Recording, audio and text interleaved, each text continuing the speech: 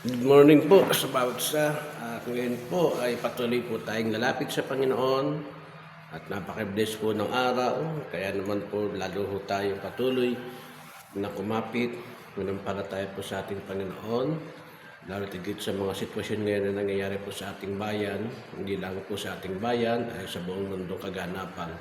Kaya naman patuloy po tayo magbigay panahon, ilagak natin mga pagtitiwala sa ating Diyos na buhay.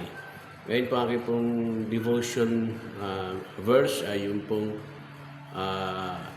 Mateo 6:24 na binabanggit po rito na hindi daw po tayo pwedeng maglingkod sa dalawang Panginoon. Maaaring gawin natin ay ma-hate po tayo sa isa at mamahalin po natin ang isa. Ganun din po, magiging tapat tayo sa isa at hahamakin naman natin ng isa. So, ibig ko sabihin dito, hindi tayo pwede maglingkod sa dalawa. Ibig sabihin po rito, ay meron ho talaga tayong iiwanan at meron tayong susundan sa buhay natin mga kapatid.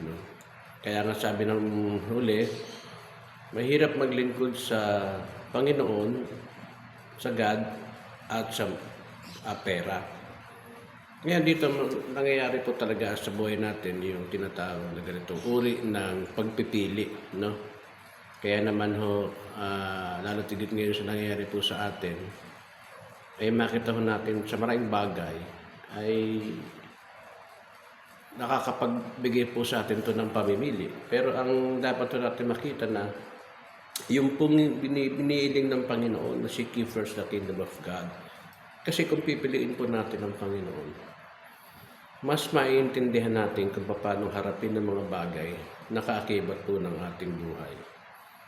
Kasi ang nangyayari po ngayon ay ang pagpili po natin ng world desire. Ibig sabihin yung nasa sa mundo, talaga namang kailangan natin ang mabuhay, kailangan natin ang magtrabaho. Kaya lang pagka binaligtad po natin ang sitwasyon, naunahin natin yung tinatawag na pangailangan at nasa natin ng ating buhay, ay papasok din po kasi doon yung tinatawag na kasakiman, self-righteousness, self-way na magawa natin, yung anxiety na naroon, yung pressure na nandoon na kadalasan po hindi natin kaya, kapatid, yung mga pressure na yan, especially po pagdating po sa tinatawag na buhay pangkasalukuyan. Makita naman talaga natin na talagang napakahirap pong mabuhay sa ngayon dahil nga takot-takot po na balita na kung saan po balita sa gera, balita po sa pagtaas ng mga bilihin, balita po sa mga pagtaas po ng pamasahe, pagtaas ng krudo, pagtaas ng kuryente, at yan po pagbumungad po sa atin at talaga namang kinakailangan nating kumilos sa ganung bagay, ay ang katanungan po doon sa ganyang pagkakataon, hindi po natin kaya na gawin ng mga bagay na ito. Kahit po ang gobyerno, makataon natin, tila parang wala silang kakayanan sa ngayon na gawin ang solusyon at gawin ang mga bagay na ito. Kaya ho, ang nangyayari po ay imbis ho na maganda ang kanilang image po sa tao, ay hindi na po magiging maganda at nakikita po yung kaguluhan sa ganito po sitwasyon. Kaya naman ang rekomendasyon po ng Biblia ay ang patuloy po tayo maglingkod po sa Diyos. Kasi kung maglilingkod po tayo sa Diyos, siya po yung magsasaayos ng mga bagay na kung saan po nakikita at nawawari po natin na nagkakaroon po ng kagaluhan. Patuloy po tayong lumapit sa Panginoon. Mentras pong maraming pressure na ibibigay na ito, ay mentras po na lagi tayong dudulog at yung pressure na yon idagak natin sa Diyos at tiningin natin yung pagkilos po ng banal na espiritu sa ating buhay sa pamamagitan ng pagtugon po sa ating po mga kahirapan. And hindi naman po ibig sabihin kapag kayo lumapit sa Panginoon ay mawawala na po yung mga bagay na umaalingaw na problema, umaalingaw na kahirapan, umaalingaw na panganib, at umaalingaw na mga bagay-bagay sa mundong ibabaw. Ang pinakamagandang bagay po dito mga kapatid mo, yung bang nakatitiyak po tayo eternally, yung eternal life na naroon pa rin po.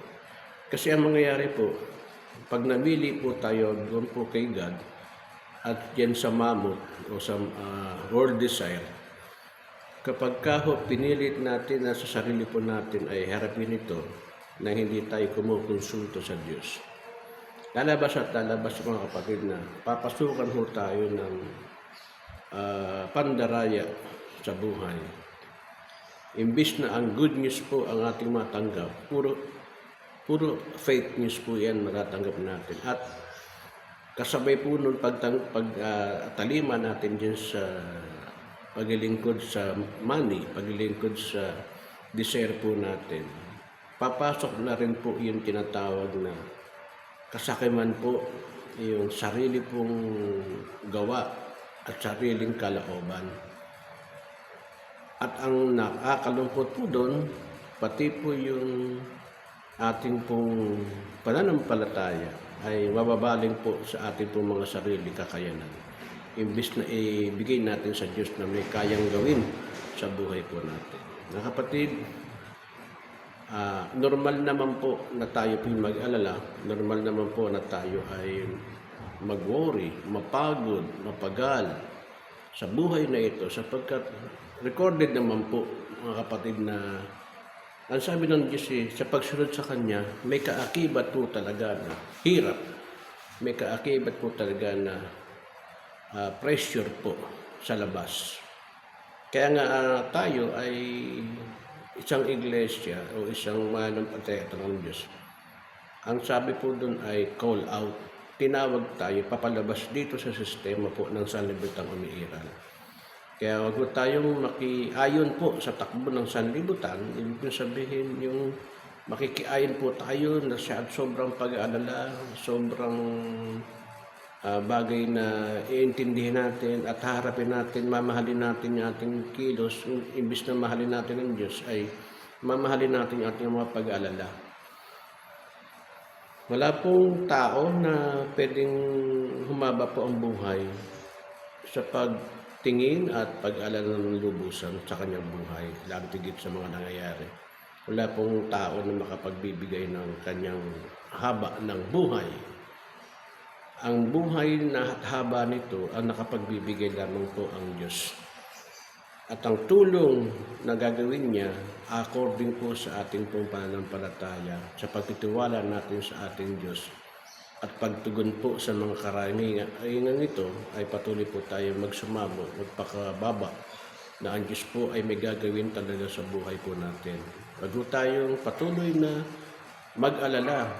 Pero okay lang po naman talaga. Pero dapat natin tingnan na may mga choices po tayo, may mga bagay po tayo na maaaring gawin. Kung pipiliin natin ang Panginoon Kristo, pipiliin natin ang kasiyahan ng buhay. Pipiliin natin na talaga ang Diyos po ay kikilos po sa ating buhay. Ang isang pinaka-the best po na una matatanggap po natin ay yung po kapayapaan ng pag-iisip, yung kalakasan, pagtitiwala at ang magandang kalooban po na ibibigay po sa atin ng Diyos. Salamat po and good morning.